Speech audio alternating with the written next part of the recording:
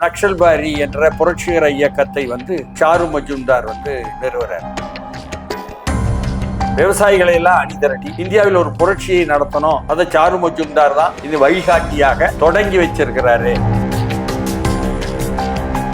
நீங்க அந்த நக்சல்பாரி இயக்கத்துல இருந்திருக்கீங்களா? நாம ஏதோ சொந்தமா நமக்காக ஏதாவது வேலை பார்த்து சம்பாதிச்சுக்கிட்டு வாழ்வது கேவலமான வாழ்க்கை. நக்சல்பாரி இயக்கத்தை பொறுத்த வரைக்கும் கம்யூனிஸ்டுகள் அவங்களுடைய மிகப்பெரிய பங்கு இருந்தது. அவங்கெல்லாம் இப்ப கட்சியை ஆரம்பிச்சுட்டாங்க. என்னை முழுமையாக வாழ்க்கையவே தூக்கி போட்டுக்கிட்டது என்பது தோழர் சாரு மஜும்தாருடைய எழுச்சி மிகு அவருடைய எழுத்துக்கள். அப்ப 62ல இந்தியாவுக்கும் சீனாவுக்கும் ஒரு போர் நடக்கும்.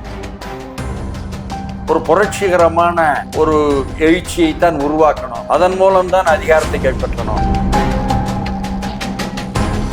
கவிஞர் இன்குலாபின் வார்த்தையில் சொன்னா, கூலிக்கு மாரடிக்கும் கூட்டம் அக்கூட்டம், கொள்கைக்கு மார்பளக்கும் கூட்டம் இக்கூட்டம். ராமச்சந்திரன் கூட நான் சிறையில இருக்கும் பொழுதுதான் இறந்தார். தமிழ்நாட்டில் முதலமைச்சராக இருந்தார்ல ராமச்சந்திரன்.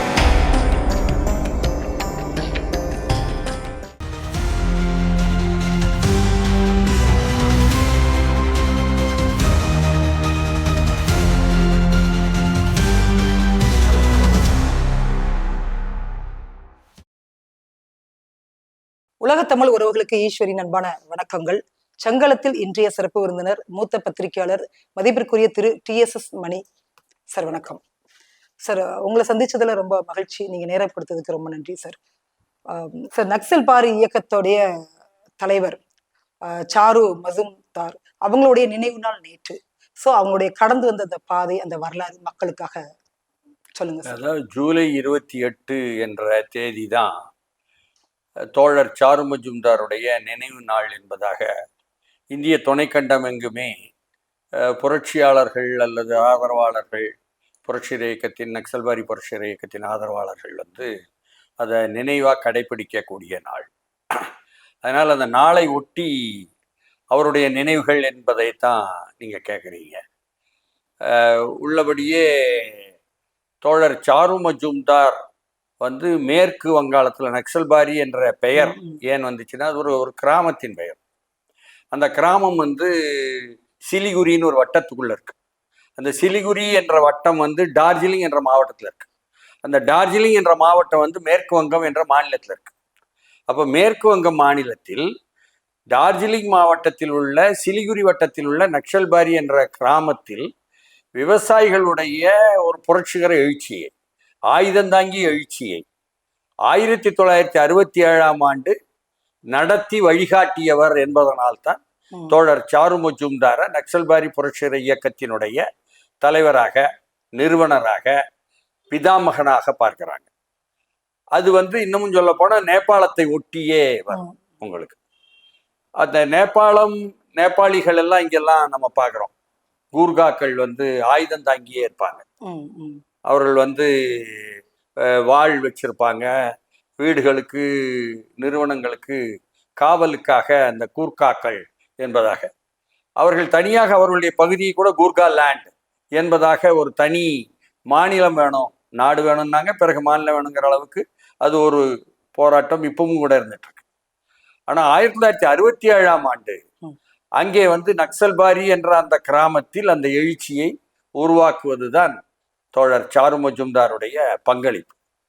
உள்ளபடியே இந்தியாவில் இந்திய கம்யூனிஸ்ட் கட்சி என்பதாக தொடர்ந்து இருந்தது. அந்த இந்திய கம்யூனிஸ்ட் கட்சி என்ற ஒரு வரலாற்றில் அதிலிருந்து ஒரு பிரிந்து போய் 62-64 பிரிந்து போய் மார்க்சிஸ்ட் கம்யூனிஸ்ட் கட்சி, இந்திய கம்யூனிஸ்ட் கட்சி மார்க்சிஸ்ட் என்பதாக வந்துச்சு. அதிலிருந்தும் பிரிந்து போய் நக்சல்பாரி என்ற புரட்சிகர இயக்கத்தை சாரு மஜும்தார் நிறுவனர். அப்போ அதை அதற்கு அடுத்த கட்டமாக கொண்டு வருவார்னு வைங்களேன். கட்சியாக இன்னைக்கு இந்திய கம்யூனிஸ்ட் கட்சி மார்க்சிஸ்ட் லெனினிஸ்ட் என்ற பெயரில் இயங்குவது என்பது தோழர் சாரு மஜும்தார் 67 தொடங்கிய நக்சல்பாரி விவசாய புரட்சியினுடைய தொடர்ச்சி தான். சார், நீங்க அந்த நக்சல்பாரி இயக்கத்துல இருந்திருக்கீங்களா? பயணம் பண்ணிருக்கீங்களா? உங்களோட அனுபவம் பற்றி சொல்லுங்க சார். 1967 நக்சல்பாரி என்ற அந்த கிராமத்தில் விவசாய புரட்சி நடக்கும் பொழுது நாங்கள் வந்து கல்லூரி மாணவர்களாக இருந்தோம். அப்ப இந்திய துணைக்கண்டம் எங்குமே கல்லூரி மாணவர்கள் வந்து முழுமையாக இனிமேல் இந்த தேர்தல் பாதை, அதில் கம்யூனிஸ்ட்னு சொல்லி போட்டு தேர்தல் பாதைக்கு போவது, சமரசம் செய்து கொள்வது என்பதெல்லாம் வந்து தவறு. புரட்சிகரமான எழுச்சிக்காக மக்களை அணிதிரட்டி ஆயுதம் தாங்கிய புரட்சியின் மூலம் நாட்டில் முழுமையான ஒரு மாற்றத்தை கொண்டு வரணும். அரசு அதிகாரத்தையே பாட்டாளி வர்க்கம் தலைமையில் கம்யூனிஸ்ட் கட்சி கைப்பற்றணும். அப்படிப்பட்ட ஆயுதம் தாங்கிய புரட்சிக்கு நாமெல்லாம் போகணும் என்ற சிந்தனையுடன் தோழர் சாரு மஜும்தார் அங்கே தெரித்த அந்த தீப்பொறியினுடைய விளைவாக இந்திய துணைக்கண்டம் எங்குமே அப்படி வந்து மாணவர்கள் இறங்கினாங்க. அப்படி இறங்கும் பொழுது தமிழ்நாட்டிலும் நான் வந்து திருநெல்வேலி மாவட்டத்தை சேர்ந்த மதுரை திரவியம் தாய்மானவர் இந்து கல்லூரியில படிச்சுக்கிட்டு இருக்கேன். அப்போ படிச்சுக்கிட்டு இருக்கும் பொழுது இந்த நிகழ்ச்சி நடக்கு. நாங்கள் கூட சேர்ந்த சில மாணவர்களும் சேர்ந்து அதில் அப்பல ஈடுபடுறோம். அப்படி ஈடுபட்டு அதற்கு பிறகு 74ஆம் ஆண்டு அதற்கான தயாரிப்புகள் எல்லாம் 4 ஆண்டா கிராமங்களுக்கு போய் போய் போய் செய்து அங்குள்ள நிலமற்ற ஏழை விவசாய முன்னோடிகளை, இளைஞர்களை, மாணவ பருவத்தில் உடன் இருந்த மாணவர்களை எல்லாம் ஒரு புரட்சிகரமான ஒரு எழுச்சியைத்தான் உருவாக்கணும். அதன் மூலம்தான் அதிகாரத்தை கைப்பற்றணும். இப்பொழுது இருந்து கொண்டிருக்கக்கூடிய ஒரு அரசியல் சட்டமோ நீதிமன்றமோ காவல்துறையோ அதன் மூலமாக ஒரு தேர்தல் பாதைன்னு ஒன்று சொல்லிட்டு உருவாக்கி அரசாங்கத்தில் வந்து உட்கார்ந்திருக்கக்கூடிய கட்சிகளோ எதுவும் மக்களுக்கு, அடிப்படை மக்களுக்கு, உழைக்கும் மக்களுக்கு பயனுள்ளதாக இல்லை, எதிராக இருக்காங்க. பண்ணையார்கள், நிலப்பிரபுக்கள், மிட்டா மிராசுகள், பட்டாமணியங்கள் இன்னெல்லாம் அண்ணா சொல்வார். அந்த பாணியில உள்ளவங்களுடன் அதே போல பெரும் வணிகர்கள் அல்லது பெரியதொரு ஏகபோக முதலாளிகள், இவர்களுக்கு ஏகாதிபத்திய நாடுகள், அமெரிக்கா, ஐரோப்பிய நாடுகளுக்கு தரகு வேலை பார்க்கக்கூடிய தரகு முதலாளிகள், இவர்களுடைய ஆதிக்கத்துல தான் போய் சேருது இதெல்லாம். அதனால அதையெல்லாம் தூக்கி எறியணும்னா தொழிலாளி வர்க்கத்தினுடைய தலைமையில விவசாயிகளை எல்லாம் அணிதிரட்டி இந்தியாவில் ஒரு புரட்சியை நடத்தணும். அதை சாரு மஜும்தார் தான் இந்த வழிகாட்டியாக தொடங்கி வச்சிருக்கிறாரு நக்சல்பாரியில 67ஆம் ஆண்டு என்று அதனால் ஈர்க்கப்பட்டு, அது ஆங்கில ஏட்டில் வருது, இந்து ஏட்டில் அதை பார்த்து ஆஹா நாம் எதிர்பார்த்தது இதுதானே என்பதாக நாங்கள்லாம் ஈடுபடுறோம். இன்னும் சொல்ல போனால் இன்னைக்கு தமிழ்நாட்டில் வந்து பிரபலமாக கணினி தமிழுக்கு முதலமைச்சராக ஜெயலலிதா இருக்கும் பொழுது அதனுடைய விருதே பெற்ற பேராசிரியர் தெய்வ சுந்தரம் இருக்கார். அவர் நான் எல்லாம் வந்து வகுப்பு தோழர்கள். நாங்கள்லாம் இந்த நக்சல்பாரி வழிதான் சரி என்று ஈர்க்கப்பட்டு அப்போ உள்ள மார்க்சிஸ்ட் கட்சியினுடைய மாவட்ட செயலாளர் பாலவிநாயகம் இருக்காரு, அவர்கிட்ட போய் கேட்கும். அவரும் சாரு மஜும்தாரை பற்றி எதிராக சொல்லலை, ரொம்ப சாதகமாக சொல்றாரு. அவர் எப்படி போராடி வந்தார்லாம் சொல்றாரு. நாங்கள் அதனால ஈர்க்கப்பட்டு அந்த வேலைகள் எல்லாம் எங்களுக்கு வந்து தொடர்புகள் கிடைச்சிச்சு. அதற்கு பிறகு நான் வந்து 74ல் முழுமையாக இறங்குவது என்று சாரு மஜும்தார் சொல்லிட்டாரு. கல்லூரிகளை விட்டு மாணவர்கள் எல்லாம் கிராமங்களுக்கு செல்லுங்கள், கிராமங்களுக்கு சென்று நிலமற்ற ஏழை விவசாயிகளுடன் இரண்டர கலந்து நீங்கள் பணி செய்யுங்கள்.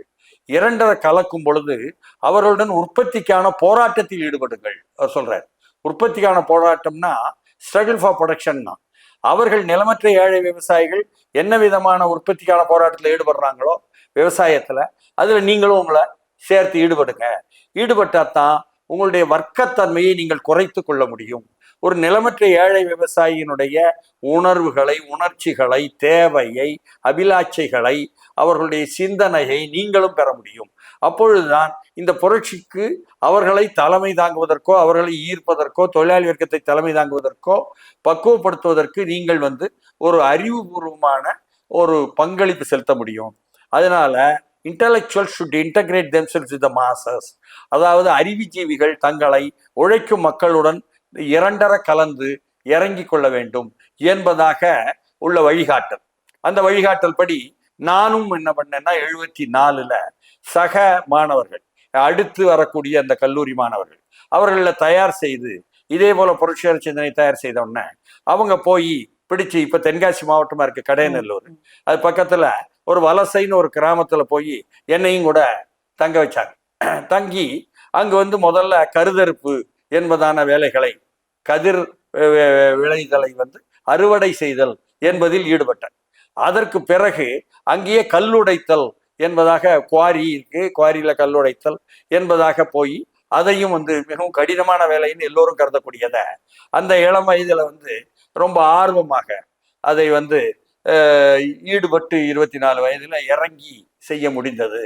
ஏன்னா என்னுடைய 17வது வயதிலிருந்து நக்சல்வாரி இயக்கத்தில் ஈர்க்கப்பட்டு இதுதான் வழி, நாம் கல்லூரியில் படித்துவிட்டு வெளியே வந்து நாம் ஏதோ சொந்தமா நமக்காக ஏதாவது வேலை பார்த்து சம்பாதிச்சுக்கிட்டு வாழ்வது வந்து கேவலமான வாழ்க்கை, தனிநபர் தன்னலனுக்கு வாழ்வது கேவலமான வாழ்க்கை, பொதுமக்களுக்காக வாழணும்னு சொன்னா நாம் உயிரையும் தியாகம் செய்யணும்னு சொன்னா நம் வாழ்க்கையை தூக்கி போட்டுக்கணும். அப்ப சாரு மஜும்தாருடைய எழுத்துக்கள், பேச்சுக்கள், செயல்பாடுகளை கண்டு இந்திய துணை கண்டமெங்கும் பல்வேறு மாநிலங்கள்ல மாணவர்கள் தங்களை முழுமையாக ஈடுபடுத்தி கொண்டது போல நாங்களும் ஈடுபடுத்திக்கிட்டு போனோம். அப்படி போனவன் நான் வந்து 13 ஆண்டுகள் தமிழ்நாட்டில் வந்து தலைமறைவாக இருந்தேன். அப்ப தலைமறைவாக இருப்பதுன்னு சொன்னா காவல்துறையால் தேடப்படுறோம்னு அர்த்தம். அப்ப நக்சல்பாரி இயக்கம் என்பது ஒரு தலைமறைவு இயக்கம், ஒரு தலைமறைவு கட்சி. இந்திய அரசை எதிர்த்து, இந்திய இராணுவத்தை எதிர்த்து, இந்தியாவில் இருக்கின்ற காவல்துறை எதிர்த்து போராடணும்னு சொன்னா, ஆயுதம் தாங்கிய படையை உருவாக்கணும்னு சொன்னா, அப்படி உருவாக்கக்கூடிய ஒரு கட்சி, தலைமை தாங்கக்கூடிய கட்சி வெளிப்படையாக இருக்க முடியாது. அப்போ தலைமறைவாக தங்களை ஆக்கி கொள்ளணும் என்று சாரு மஜும்தார் சொன்ன வழிப்படி நாங்கள் தலைமறைவாக இருந்தோம். அப்ப தலைமறைவாக இருக்கும் பொழுது 13 ஆண்டுகள் நான் வந்து 87 கடைசியில தான், நவம்பர்ல தான் நான் வந்து கைது செய்யப்படுறேன். அதுவரை வந்து தலைமறைவாக இருக்கிறேன். அப்ப தலைமறைவாக இருக்கும் பொழுது என்ன செய்யறான்னா, இந்த 78, 79 ஒரு கண்டால் சுட உத்தரவு, ஷூட் அட் சைட் ஆர்டர் என்பதாக சில முன்னோடி தோழர்கள் மேல, இப்போ உதாரணமாக என்னையெல்லாம் வந்து கல்கி 8ல் ஸ்ட்ரேசின்னு சொல்லி கியூ பிரிவு என்பதுதான் நக்சல்பாரிகளை எதிர்த்து ஒரு பிரிவை தனியாக உருவாக்கி கலைஞர் ரொம்ப சிறப்பா தான் ஆட்சிக்கு 68 வந்ததுக்கு பிறகு செய்தார். அப்படி செய்ததனுடைய விளைவு, அந்த கியூ பிரிவினுடைய எஸ்பியாக ஸ்ட்ரேசின்னு ஒருத்தர் இருந்தார். அவர் வந்து ஒரு பெரிய கட்டுரையை கல்கியில போட்டு, அந்த கட்டுரைகள்ல நக்சலைட்டுகள் எனும் நச்சு பாம்புகள் என்று தலைப்பு போடுறார். போட்டு அந்த கல்கியில் போடுறான். போட்டு எங்களுடைய படங்கள் எல்லாம், உதாரணமாக எழுமலை ராமர், நான், டிஎஸ்எஸ் மணின்னு என் பேரு, அசோக் என்ற டிஎஸ் மணின்னு போட்டான். அதில் அதற்கு பிறகு தமிழ்வாணன் இன்னைக்கு கூட இருக்கிறார். அதற்கு பிறகு வந்து கண்ணாமணி, தனபால், இவங்கெல்லாம் பிடித்து சுட்டுக் கொல்லப்படுறாங்க. அதுக்கு பிறகு சேலம் பகுதியில். இப்படி எல்லோருடைய 5 பேருடைய படத்தையும் போட்டு அப்படி ஒன்று போட்டான். அப்படின்னு சொன்னா தேடுறான் அப்படின்னு புரிய முடியும். இன்னும் சொல்ல போனா தமிழ்நாட்டினுடைய காவல் நிலையங்கள்ல பூரா எங்களுடைய படங்களை வந்து வச்சிருந்தாங்க. அப்படின்னா தேடுகிறார்கள், தேடிட்டு போறாங்க. அவங்களால தேடவே முடியாது. ஏன்னா அடிப்படை கூலி ஏழை மக்கள் மத்தியில், தொழிலாளி வர்க்க மத்தியில், எளிய மக்கள் மத்தியில் இந்த அதிகார வர்க்கத்தினுடைய வழி வந்த அந்த காவல்துறை, அந்த கியூ பிரிவினர் வரவே மாட்டாங்க. வந்தாலும் அச்சமடைவாங்க. அப்படியெல்லாம் எனக்கு அனுபவங்கள் உண்டு. ஏன்னா மதுரையிலாம் தங்கி இருக்கக்கூடிய அந்த குடிசை பகுதியில வெளியில வந்து நிப்பானே தவிர உள்ள வர மாட்டான்.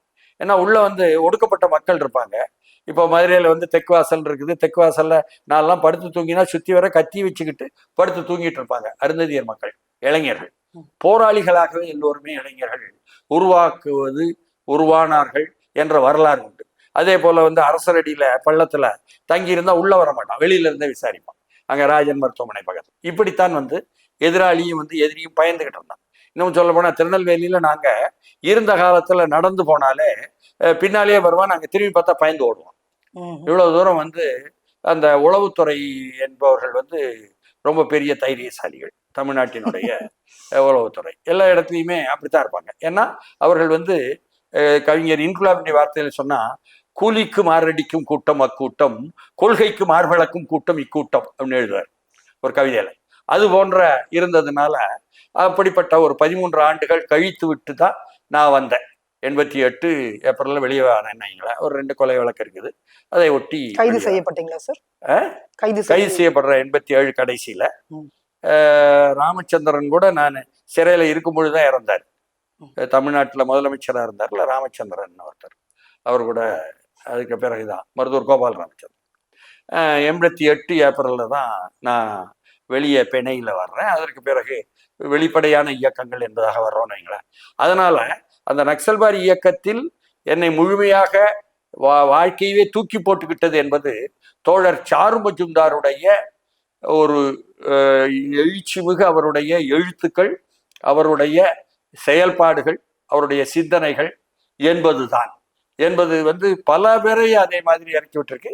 அதுலேயும் நானும் இறங்கியதுனால அவர்தான் நக்சல்பாரி புரட்சிகர இயக்கத்தினுடைய நிறுவனர் என்பதாகவும் பிதாமகன் என்பதாகவும் இன்று வரை அவருடைய இன்ஸ்பிரேஷன் சொல்றாங்களே, ஈர்ப்பு என்பது, அவர் சொல்லிக் கொடுத்த வழிகாட்டல்கள் என்பது இந்திய துணைக்கண்டத்தில் உலக சூழலில் அப்படியே அதனுடைய பரிணாம வளர்ச்சி தான் இருக்குது என்பதாக நான் நம்புறேன். இன்று வரை அவருடைய வழிகாட்டல் ஒவ்வொன்றும் சரியாக இருக்குது என்ற நம்பிக்கை எனக்கு உண்டு. நக்சல் பாரி இயக்கத்தை பொறுத்த வரைக்கும் கம்யூனிஸ்டுகள் அவங்களுடைய மிகப்பெரிய பங்கு இருந்தது. அவங்கெல்லாம் இப்ப கட்சியை ஆரம்பிச்சுட்டாங்க சார். இப்போ எப்படி சார் அந்த நிலவரம் இருக்கு? அதாவது அது எப்படி தொடங்குது என்ற விஷயங்கள் வந்தா, சாரு மஜும்தார் முதல்ல ஒன்றுபட்ட கம்யூனிஸ்ட் கட்சின்னு சொல்லி இருக்கு, இந்திய கம்யூனிஸ்ட் கட்சி.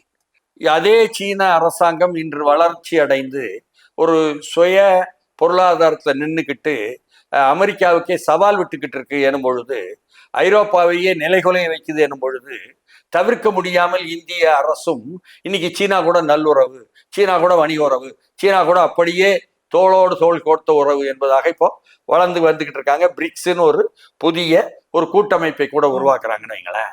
அதனால அந்த நேரத்துல என்ன 62ஆம் ஆண்டு அதை இந்திய கம்யூனிஸ்ட் கட்சியில் உள்ள பி ராமமூர்த்தி போன்றவர்கள் சொல்லும் பொழுது இந்திய சீன எல்லை தகராறுன்னு சொன்னாங்க.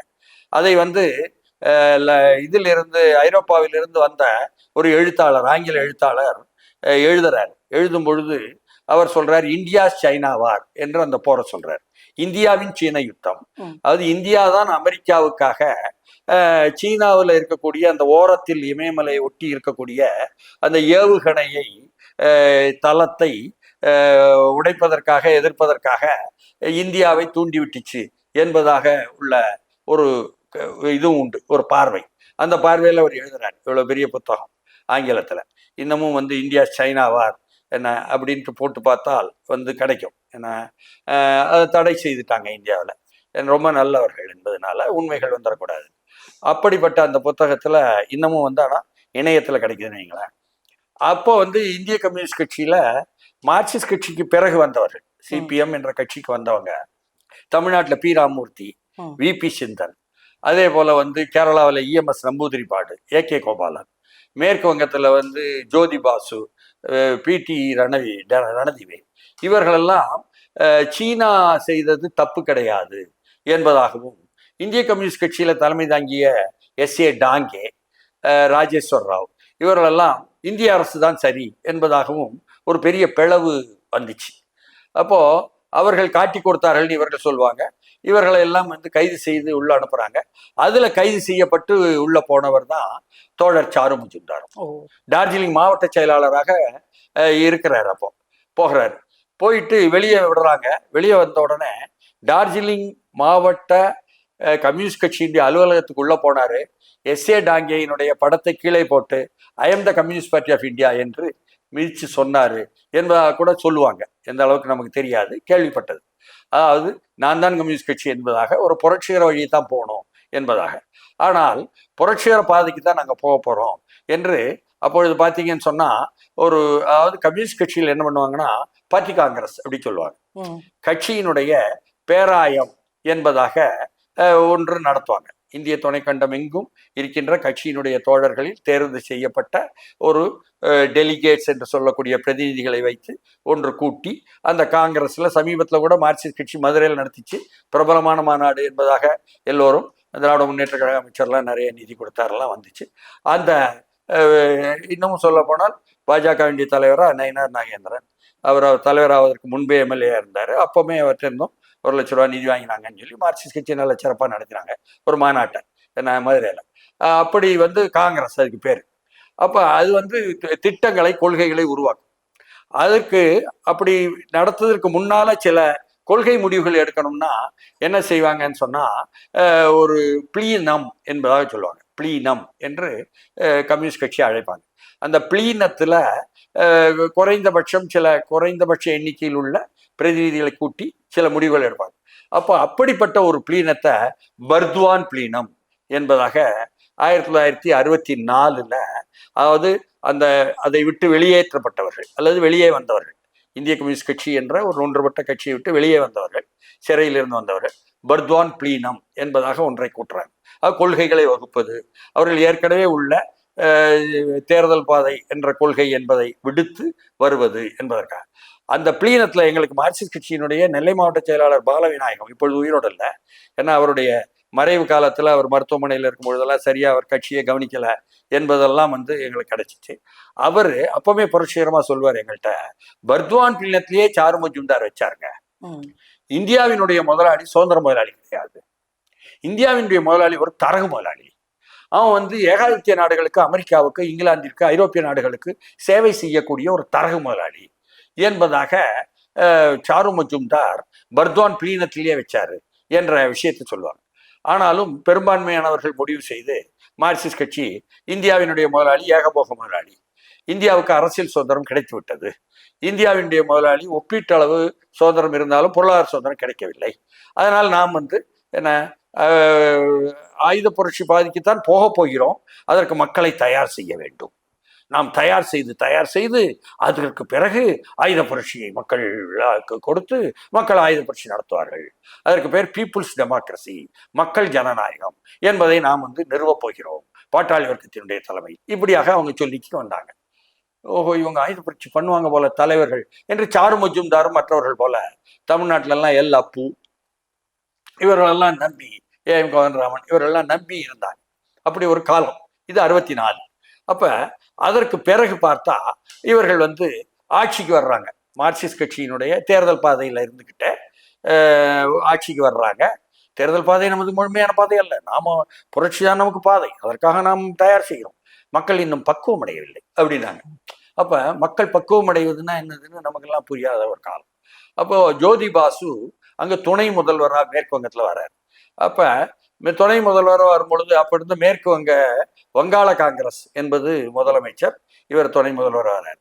அப்பொழுதுதான் 3 ஆண்டுகள் பார்த்தா கொடுமை நிலமற்ற ஏழை விவசாயிகளுக்கு தொடர்கிறது, பண்ணையார்கள் பெருந்திமிங்கலங்களாக தொந்தி வளர்ப்பவர்கள் வளர்ந்து கொண்டே இருக்கிறார்கள், ஏகபோக முதலாளிகள் அப்படியே இருக்கிறார்கள், மேற்கு வங்க அரசாங்கமும் ஏகபோக முதலாளிகளை வாங்க வாங்கன்னு சொல்லி வரவேற்று என்ன செய்துட்டு இருக்கிறாங்க என்பதனால இது பாதை தவறானது என்று உணர்ந்தவர் தோழர் சாரு மஜும்தார். அப்பொழுது 8 கட்டுரைகள் என்பதாக ஒன்று எழுதினார். அந்த 8 கட்டுரைகள் தான் வரலாற்றில் மிக முக்கியமாக தோழர் சாரு மஜும்தாருடைய அந்த பார்வையை, அந்த தெளிவை, இந்திய சூழலுக்கு தகுந்தாப்போல் மார்க்சியத்தை பொருத்துவதை அதுக்கு ஏற்பாடு செய்ததாக இருக்குது. அதில் அவர் சொல்றாரு, இந்த தேர்தல் பாதை என்பது தவறானது, சமரசமானது, அதனால் ஆயுத புரட்சி பாதை தான் வழி, அதற்கு இந்திய துணைக்கண்டம் விவசாயிகளை கொண்டது, நிலமற்ற ஏழை விவசாயிகளை அணிதிரட்டி அதன் மூலமாக இந்தியாவில் பண்ணையத்தனத்தை, அந்த நிலப்பிரபுத்துவத்தை எதிர்த்த போராட்டத்தை நடத்தணும், கிராமப்புறங்களை விடுதலை செய்யணும், அதன் மூலம் நகர்ப்புறங்களை சுற்றி வளைக்கணும், இதுதான் மாசேதுங் கொடுத்த பாதை என்பதாக அவர் மாசேதுங் சீனாவில் எப்படி புரட்சியை நடத்தினாரோ அந்த பாதையை அப்படியே சொல்லி அதுல கட்டுரைகள் எழுதுறார். இந்தியாவினுடைய முதலாளிகள் தரகு முதலாளிகள், இவர்கள் சுதந்திரமான முதலாளிகள் அல்ல, இவர்கள் ஏகாதிபத்திற்கு சேவை செய்பவர்கள் என்று ஒரு கட்டுரை எழுதுறார். ஐக்கிய முன்னணி என்றால் புரட்சிக்கான ஐக்கிய முன்னணியை, போர்க்களத்திற்கான ஐக்கிய முன்னணியை மாசேதுங் கட்டினாரு. இவர்கள் வங்காள காங்கிரஸ் கட்சியுடன் சேர்ந்துக்கிட்டு அவர்கள் தலைமையில் கட்டுவதை போய் ஐக்கிய முன்னணிங்கிறாங்க.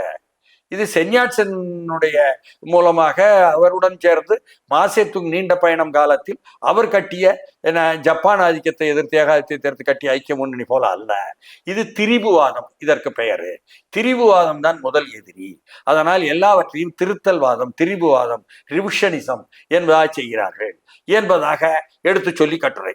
இப்படி ஒவ்வொரு கட்டுரையும் அந்த 8 கட்டுரைகள் பக்குவப்படுத்துவது போல மார்க்சியத்தை விரும்புவர்கள், நேசிப்பவர்கள், படித்தவர்கள், அதை புரிந்தவர்கள், அதற்காக ஈடுபாடு கொண்டவர்கள், இவர்களை எல்லாம் ஈர்ப்பதாக மிகச்சரியாக நாம் பார்க்கும் இந்திய துணைக்கண்டத்தை, நாம் பார்க்கும் கிராமத்தை, நகரத்தை, மாநிலத்தை, பல்வேறு மொழிகளை கொண்ட, பல்வேறு தேசிய இனங்களை கொண்ட இந்திய துணைக்கண்டத்தை அப்படியே படம் பிடித்து காட்டுவது போல இருந்ததுனால மாணவர்கள், மாணவிகள் ஈர்க்கப்படுறாங்க.